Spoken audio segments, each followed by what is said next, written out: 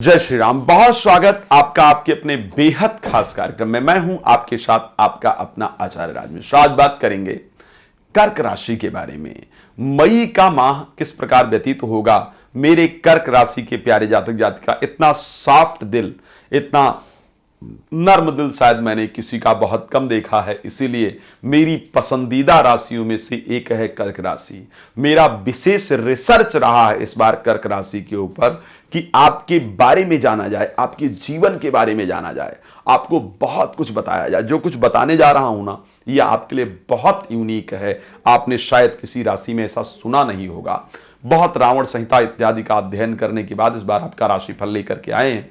जो घटनाएं बताने जा रहा हूं, जिस प्रकार आपके बारे में, आपके नेचर को बताने जा रहा हूं, यदि ऐसा है तो एक बार जय श्री राम जरूर बोलिएगा। और साथ में नंबर है, कॉल करके अपने विषय में कॉल अपॉइंटमेंट लेना होगा, आगे की जानकारी प्राप्त कर सकते हैं। चलिए, कर्क राशि में ग्रह परिस्थिति क्या होगी इस बार। 12th हाउस के अंतर्गत शुक्र और मंगल जाकर के गोचर करेंगे।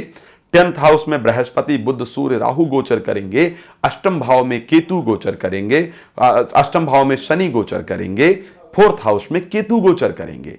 आइए थोड़ा सा आपके नेचर के बारे में कुछ विशेष बातें कर लेते हैं, जो इस बार रिसर्च का विशेष हिस्सा रहा है।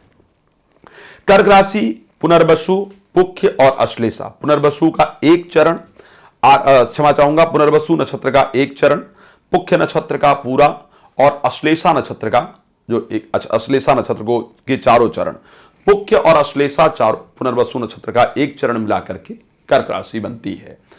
अब किस प्रकार का होता है कर्क राशि का जातक जातिका? धर्मात्मा होता है। वो धर्म का बड़ा पालन करता है, बड़ा विचलित रहता है धर्म को लेकर के। धर्म का पालन करने के बाद भी जब अच्छा रिजल्ट नहीं प्राप्त कर पाता है या नहीं कर पाती है, तो धर्म से फिर विश्वास उठता है, इच्छा खत्म होती है।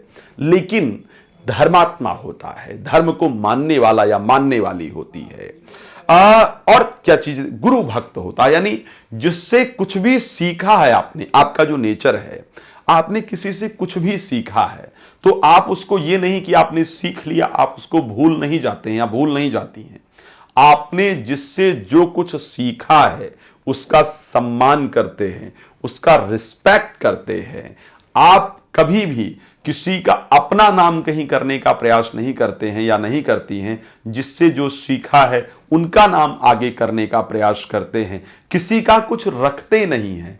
सदैव जो भी सामने वाले ने दिया है उसको वापस करने पर हमेशा भरोसा करते हैं। ये एक बड़ा अच्छा नेचर है, लेकिन जल्दी रो देते हैं, ये थोड़ा खराब है, इस पर ध्यान देना चाहिए। मस्तक रोगी और विदेशवासी होते हैं। एक बार आपको फॉरेन ट्रैवल जरूर करना पड़ता है। मस्तक पर रोग इत्यादि, माथे पर या सर में भारीपन रहे, सर में दर्द रहे या डिप्रेशन रहे या अशांति रहे, इस प्रकार की परिस्थिति आपके जीवन के अंतर्गत जरूर होती है। एक बार विदेश यात्रा होता है, जीवन में सेटलमेंट में बड़ी प्रॉब्लम आती है, जीवन में स्थिरता बहुत कम आती है। इस प्रकार की परिस्थिति कर्क राशि के लिए देखी गई है। अब आइए कुछ और बातें कर लेते हैं जो आपके लिए बहुत इंपॉर्टेंट हो सकती हैं। कब जीवन में आपके साथ क्या घटित हुआ? 11 दिन के जब आप थे या थी, ध्यान रखिएगा, जब आप 11 दिन के थे या थी, ये अपने घर में पूछिएगा, तो मृत्यु तुल्य कष्ट होता है। ऐसा कुछ हो जाए स्वास्थ्य में जो मृत्यु तुल्य भय उत्पन्न करता है। 9 मास में भी जब आप होते हैं या होती हैं तो आपको कष्ट उत्पन्न होता है। जब आप 1 वर्ष के होते हैं तो आपके शरीर में रोग उत्पन्न होता है। 7 वर्ष के होते हैं तो जल से प्रॉब्लम होती है, या तो कहीं जल में डूबने लगते हैं या फिर कोई जलीय रोग हो जाता है जो आपको जीवन में परेशान करता है। 9 वर्ष में शरीर में रोग होता है। 12 वर्ष में जलीय रोग मींस या तो कफ प्रॉब्लम हो गई या सीने में कोई, चेस्ट में बहुत प्रॉब्लम हो गई, फेफड़े संबंधित जो जलीय रोग हैं वो उत्पन्न होते हैं। 16 वर्ष में शरीर में रोग होता है। 20 वर्ष में आपको लोहे से चोट लगता है। 27 और 35 वर्ष में मृत्यु तुल्य कष्ट होता है।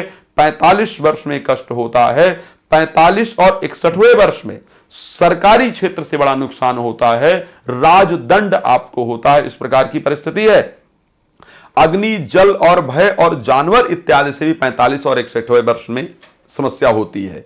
इन समय में अगर बच जाते हैं और चंद्रमा यदि आपके जीवन में शुभ होता है तो 70 वर्ष 5 मास और 3 दिन आप जीवन को जीते हैं। ये सब अगर आपके लिए सही है तो फिर आगे की जानकारी आप मेरे साथ प्राप्त कर सकते हैं, मेरे साथ कनेक्ट हो सकते हैं। चलिए, लंबा समय नहीं लेंगे, वैसे भी लंबा समय हो ही गया है। बात करेंगे कि किस प्रकार आपके लिए मई का महीना व्यतीत होगा। तो साहब, मई के महीने में कर्क राशि के लिए जो विशेष रूप से परिस्थिति मुझे नजर आ रही है, एक तो प्रोफेशनल लाइफ में कुछ बड़ा बदलाव होने जा रहा है। ध्यान रखिएगा, प्रोफेशनल लाइफ में बड़ा बदलाव होने जा रहा है। मई महीने के अंतर्गत आर्थिक परिस्थिति, पूरे मई की मैं बात कर रहा हूं, धन आएगा बाद में, लेकिन उसके निकलने का रास्ता जो है वो पहले बन जाएगा। तो अर्थ को रोकने में, अर्थ के ज्यादा खर्च होने के कारण आप मई महीने में विशेष रूप से परेशान रहने वाले हैं। बट एजुकेशन के लिए विदेश यात्रा का सुंदर योग बन रहा है। कार्य क्षेत्र में हुए बदलाव से आपका मन प्रसन्न रहेगा, भाग्य का सहयोग मिलेगा। मई महीने में कुछ नई रिस्पॉन्सिबिलिटी आपको ऑफिस के अंतर्गत, आपके प्रोफेशनल लाइफ के अंतर्गत जरूर मिलेंगी। व्यापार को और बढ़ाने का, एक्सटेंड करने का जो समय है वो आपको मई महीने में जरूर प्राप्त होगा। साथ में संतान से संबंधित शुभ समाचार प्राप्त होंगे। शुभ समाचार का तात्पर्य है कि यदि बच्चों की शादी वगैरह नहीं हो रही है तो उसको लेकर के शुभ समाचार निश्चित रूप से आपके जीवन में आएगा। 15 तारीख को सूर्य जो राशि परिवर्तन करेंगे, सेकंड हाउस के अंतर्गत जाएंगे, ये आपके जीवन में आर्थिक वृद्धि को बहुत ज्यादा करेंगे। खैर, बहुत विस्तार से बात करने का थोड़ा समय कम है, तो मैं चाहूंगा, अभी इस बार आपके ऊपर रिसर्च किया था, मुझे लगा उसको आपको बताना चाहिए। रात को 9 बजे, दोपहर को 12 बजे मैं डेली लाइव आता हूं, तो आप इस समय पर मेरे साथ लाइव जुड़ सकते हैं। आगे पीछे कोई जानकारी प्राप्त करना चाहते हैं तो कॉल अपॉइंटमेंट लेकर के मेरे साथ कनेक्ट हो सकते हैं। बहुत धन्यवाद आपका जुड़ने के लिए। जय श्री राम।